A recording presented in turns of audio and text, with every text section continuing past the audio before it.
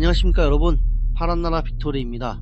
오늘은 꽃길만 펼쳐질 줄 알았던 그 길 끝에 낭떠러지에서 추락한 김건희의 개막장 인생사를 시원하게 떠들어 보겠습니다. 미술기획자에서 검찰총장 마누라, 그리고 대통령 마누라까지 기어 올라갔다가 헌정사상 첫 구속된 전 영부인이라는 개망신까지 당한 이 여자의 더러운 인생을 낱낱이 까발려 보겠습니다. 이 김건희라는 여자의 욕망과 몰락의 시작은 2012년 3월 11일 대검찰청 강당에서 벌어진 결혼식부터였습니다. 당시 윤석열은 대검 중앙수사부 1과장으로 이명박 정부에서 가장 잘나가는 정치검사였습니다. 재계 저승사자로 통했던 이 놈의 결혼 소식이 돌면서 각 기업마다 어떤 식으로 얼마나 성의를 표시해야 하는지가 고민거리였을 정도였습니다. 결혼 당일 축의금을 전달하려는 인사들의 줄이 꼬리에 꼬리를 물고 이어졌죠. 그때 김건희에 대해 알려진 건 아무도 없었습니다.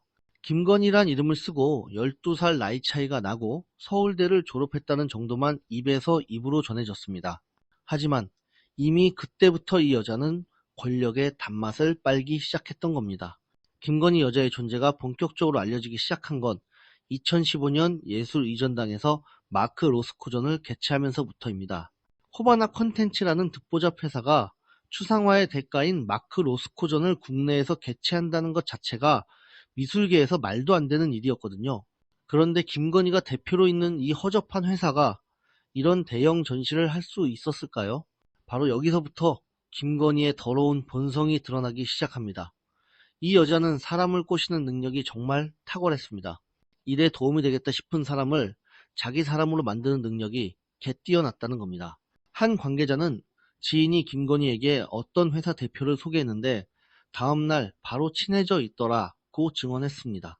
더 충격적인 건 김건희가 미신에 완전히 중독되어 있었다는 사실입니다. 코바나 컨텐츠 사무실에는 역술인이 상주하다시피 했고 전시 오픈 날짜는 언제로 할지 직원을 쓸지 자를지도 스스로 결정하지 못하고 전부 점쟁이한테 물어서 결정했습니다. 윤석열의 정치 관련 일정도 점쟁이가 정해준 날짜로 했을 거라는 증언까지 나왔습니다. 윤석열 손바닥에 쓰여진 왕자도 김건희가 점쟁이의 말을 듣고 써줬을 거라는 분석이 나왔습니다. 이 정도면 정말 정신 나간 수준 아닙니까? 한 나라의 영부인이 될 여자가 무속에 빠져서 모든 걸 점쟁이한테 물어보고 결정했다는 겁니다. 하지만 진짜 더러운 짓은 따로 있었습니다. 김건희가 운영한 코바나 콘텐츠의 전시회들이 사실상 뇌물 빨아먹는 창구였다는 겁니다. 2015년 마크 로스코전부터 2019년 야수파 걸작전까지 삼성전자, 현대차, LG전자, 포스코, GS칼텍스 등 대기업들로부터 협찬을 받았는데 이게 다 남편 윤석열의 검찰 권력을 등에 업고 빨아먹은 뇌물이었다고 합니다. 특히 야수파 걸작전 개최 시기는 윤석열이 검찰총장 후보자로 지명된 시점과 맞물려 있었습니다. 전시회 협찬사가 4개에서 20개 안팎으로 늘어났거든요. 우연일까요? 절대 그럴 리가 없죠. 기업들이 검찰총장 마누라한테 줄 서서 돈 갖다 바친 겁니다. 그런데 더 웃긴 건 김건희가 허위 이력까지 도용했다는 사실입니다. 코바나 컨텐츠가 자신들의 첫 전시 기획으로 대회에 홍보하고 있는 까르티에 소장품점과 갯불도 관련이 없다는 게 확인됐습니다. 국립현대미술관은 코바나 콘텐츠가 관여한 부분이 없다고 지적하며 허위 전시 이력 삭제를 요구했을 정도입니다. 서울시립미술관도 마찬가지였습니다. 코바나 콘텐츠가 앤디 워홀전을 주최 혹은 주관한 사실이 없다고 답변했습니다. 도대체 김건희 연의 인생에서 무엇이 진짜인지 알 수 없을 지경이었습니다. 이런 가운데 2019년 7월 25일 윤석열이 검찰총장으로 임명됩니다. 그리고 그 옆에 검찰총장의 아내로서 김건희가 섰습니다. 잘 나가던 미술기획자는 검찰총장의 부인을 거쳐 대통령의 영부인이 됐고 결국 2025년 8월 13일 헌정사상 첫 구속된 전 영부인이라는 수식어를 달고 서울 남부구치소에 수감됐습니다. 그런데 이 모든 권력 남용의 절정은 바로 디올백 사건이었습니다. 2022년 9월 김건희가 최재형 목사로부터 300만원 상당의 디올백과 179만원 상당의 샤넬 화장품 세트를 받은 뻔뻔한 사건 말입니다. 최재형 목사는 처음부터 이게 청탁의 의미가 있다고 명확히 밝혔습니다. 전직 미국 연방의원협회 접견, 김창준 전 미 하원의원 국립묘지 안장, 통일TV 송출 재개 등을 청탁했다는 겁니다. 그런데 김건희는 개같이 뻔뻔하게 받아먹었습니다. 더 가관인 건 최재형 목사가 나중에 검찰이 확보한 디올백은 가짜라고 주장한 점입니다.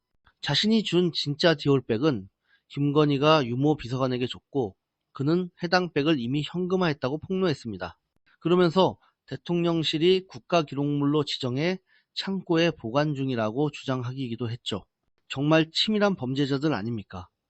뇌물 받아놓고는 증거까지 인멸하려고 했던 겁니다.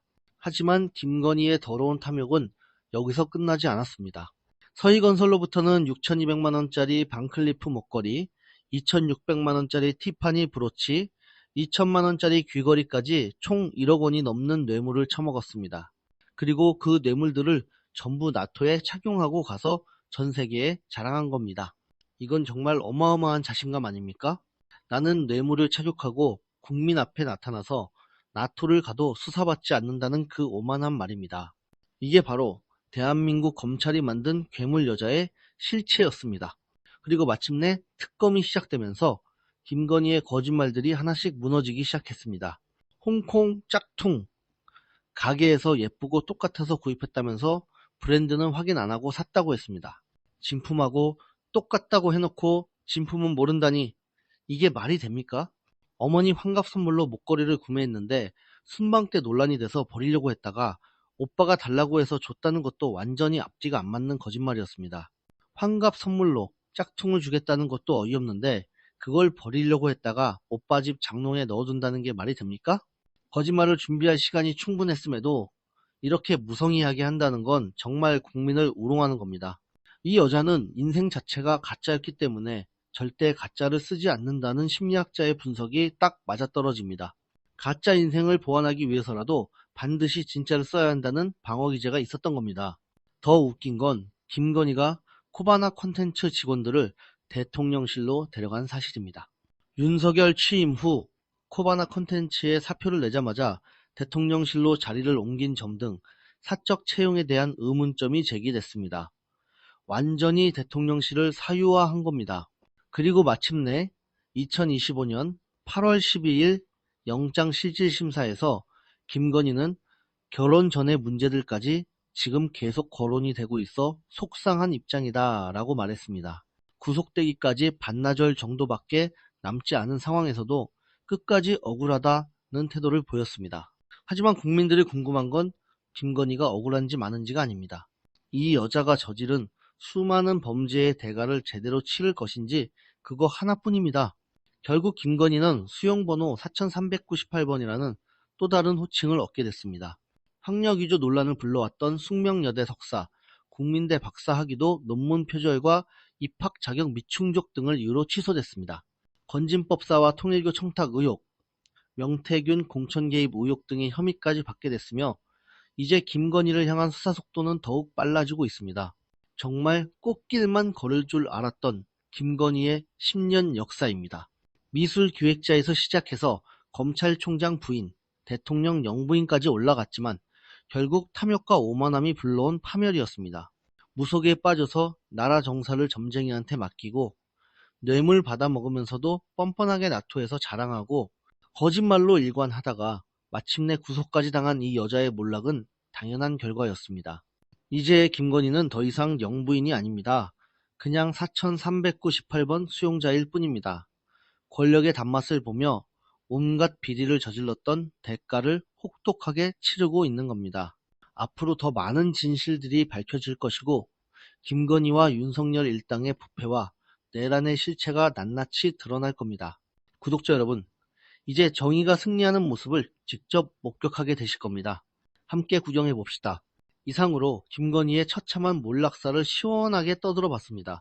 구독, 좋아요로 파란나라 빅토리를 응원해 주시기 바랍니다.